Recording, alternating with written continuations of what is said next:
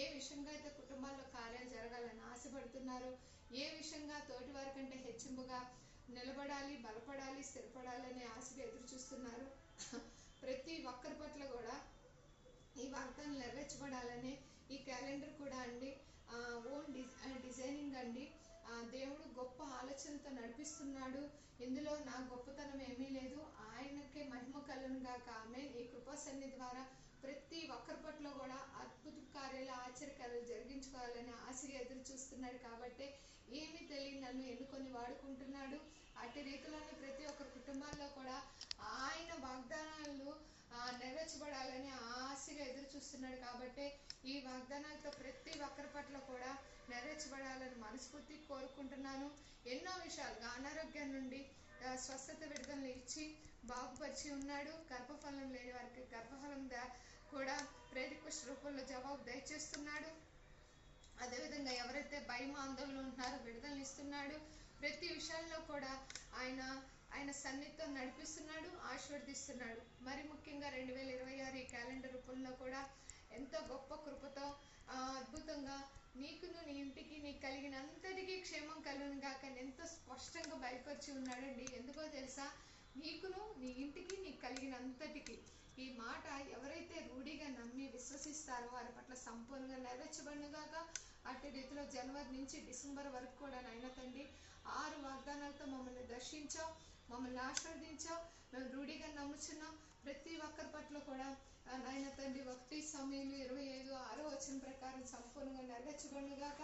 అట్టి రీతిలో నాయన తండ్రి ఇర్మియా గ్రంథం 31:3 ప్రకారం కూడా శాశ్వతమైన ప్రేమతో నేను నిన్ను ప్రేమించుచున్నాను గనుక విడువక నీ ఎడల కృప చూపుచున్నాను అంటున్నాడు. అంతే కదండి, దేవుడు శాశ్వతమైన ప్రేమ మనపై ఉంచుతానంటున్నాడు, కృప చూపక మాననంటున్నాడు. అదేవిధంగా ప్రతి ఒక్కరి పట్ల కూడా ఇంకా అద్భుతంగా జరగాలని, నాకు మంచి ఆరోగ్యం కావాలయ్యా, నా ఎముకలు క్షీణించిపోతున్నాయి, నాకు మోకాళ్ళ నొప్పులు లేదంటే అనారోగ్య బలహీనత, ఎవరైతే దేవుడి పట్ల ఆశగా ఎదురు చూస్తున్నారో ముట్టి స్వస్థపరుస్తానంటున్నాడు, మంచి ఆరోగ్యాన్ని ఇస్తానంటున్నాడు. క్షేమకాలంలో కూడా తృప్తిపరిచి మరింతగా గొప్ప ఆరోగ్యాన్ని ఇవ్వటమే కాకుండా ఉబుకుచున్న నీటి ఊట వల్లే ఆశీర్వదిస్తానంటున్నాడు. ఆమె అదేవిధంగా ఇవన్నీ జరగాలి అంటే మన వల్ల కాదు కదండి.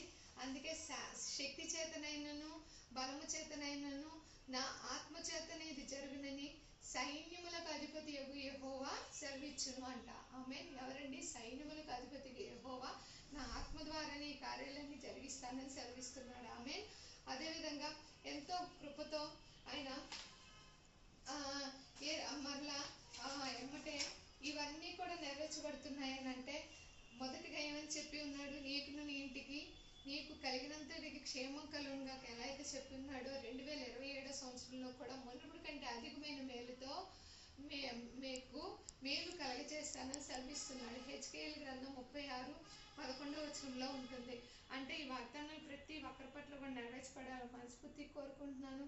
ఎవరైతే ఈ వాగ్దానాలు మా గృహంలో కూడా ఉండాలి అంటే బైబిల్ లేఖనానుసారం ప్రతిదీ అవునట్లుగానే ఎవరైతే ఆశపడి మరి క్యాలెండర్ వాళ్ళ గృహాల్లో కూడా చేరాలని ఎదురు చూస్తున్నారు, వాళ్ళందరి గృహాల్లో కూడా చేరుటకు ద్వారం తెరమని వేడుకుంటున్నాను. యేసయ్య కృపా సన్నిధి ద్వారా నీ దాసురాలుగా నాయన తండ్రి ఎన్నో విషయాలుగా ప్రతి ఒక్కరి పట్ల కూడా నాయన తండ్రి నీ దాసురాలని నీ నోటి బూరగా వాడుకుంటూ ఆశీర్వదిస్తున్నందుకే నీకు నిండు స్థుతులు వందనాలు చెల్లిస్తున్నాను. యేసయ్య ప్రతి ఒక్క కుటుంబాల్లో కూడా ఈ వాగ్దానాలు సంపూర్ణంగా నెరవేర్చబడుగాక.